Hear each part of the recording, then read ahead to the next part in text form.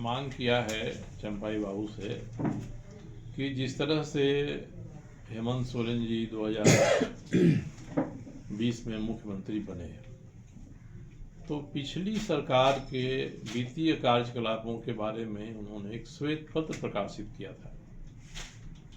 मैं भी इनसे मांग करता हूं कि चंपाई बाबू ये कहते हैं कि हमारी जो सरकार है या हेमंत सोरेन की पार्ट 2 सरकार है, तो पार्ट 1 सरकार के क्रियाकलाप के बारे में एक श्वेत पत्र प्रकाशित करना चाहिए। चंपाई बाबू को बजट सत्र में रखना चाहिए ताकि लोग ये समझ सकें कि भाई जब पार्ट 1 खत्म हुआ और पार्ट 2 शुरू हुआ तो आपको कैसी सरकार मिली, आपको किस तरह की अर्थव्यवस्था मिली।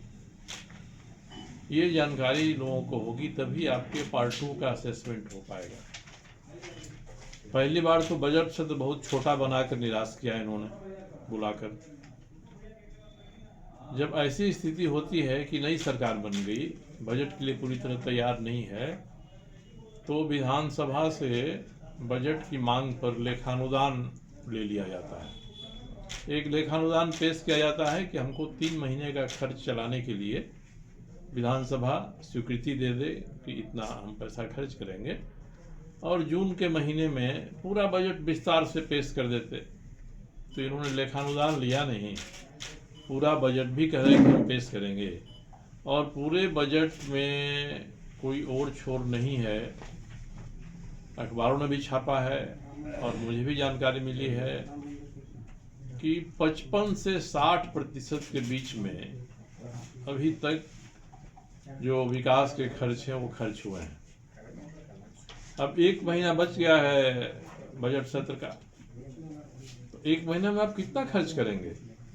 या तो मार्च रूट करेंगे या इसको आप पीएल अकाउंट में डाल देंगे, कहीं छोड़ देंगे, या सरकार के बजट के पैसा को सरेंडर कर दीजिएगा। सबसे आसान काम तो यही है। तो इसलिए बजट सत्र में इनको एक श्वेत पत्र प्रकाशित करना चाहिए कि किस हाल में उनको ये राज्य मिला है, कैसी सरकार मिली है। तो ये मैंने इनसे मांग करने का निर्णय किया है। मैंने अब तक पिछले 4 वर्षों में जितने भी भ्रष्टाचार के मामले, चाहे इस सरकार के मंत्रियों का हो या इसके पहले वाली सरकार के भ्रष्टाचार के मामले हों, मैंने सबको उठाया है।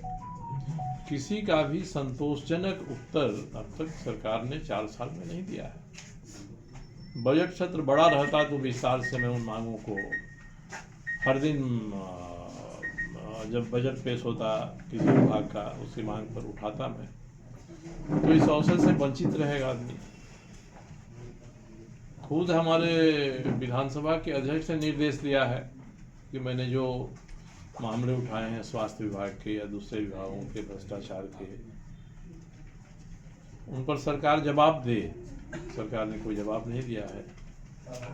जांच के लिए 3 लोगों की समिति बनी थी, वो समिति भी बदल गई, आज तक जांच नहीं हुआ। मेरे ऊपर मानहानि का मुकदमा हो गया इसी को लेकर के। मानहानि के मुकदमा को लोअर कोर्ट ने, चाईबासा में जो एमपी एमएलए कोर्ट देखता है, उसने खारिज कर दिया। तो उस पर अपील की गई उसके ऊपर वाले कोर्ट में। ऊपर वाले कोर्ट में जहाँ तक मुझे पता है कि 2 या 3 बार कोर्ट ने डेट दिया कि भाई आपने मानहानि का मुकदमा किया है तो आइए अपना स्टेटमेंट तो दर्ज कराइए कोर्ट के सामने। आज तक फुर्सत नहीं मिली है कोर्ट के सामने, तो फिर आप मुकदमा ही क्यों करने जाते हैं? रांची में 3 मुकदमे मेरे ऊपर हुए हैं। डीएसपी ने लिख कर दे दिया अपने रिपोर्ट में कि कोई मुकदमा नहीं बनता है।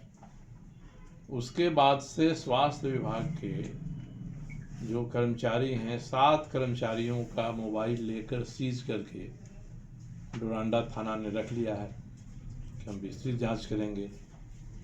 जबकि डीएसपी ने कहा है कि किसी के भी किसी मोबाइल से मेरे किसी मोबाइल पर कोई बातचीत नहीं हुई। तो ये स्थिति है, तो ये अवसर तो हम लोग चूक जा रहे हैं ना इस बार बजट का सत्र छोटा होने के कारण से। इसलिए ही मैं चाहता हूँ कि इन बातों को हम रखें और बजट सत्र छोटा करने का एक कारण तो, दो कारण मुझे समझ में आते हैं।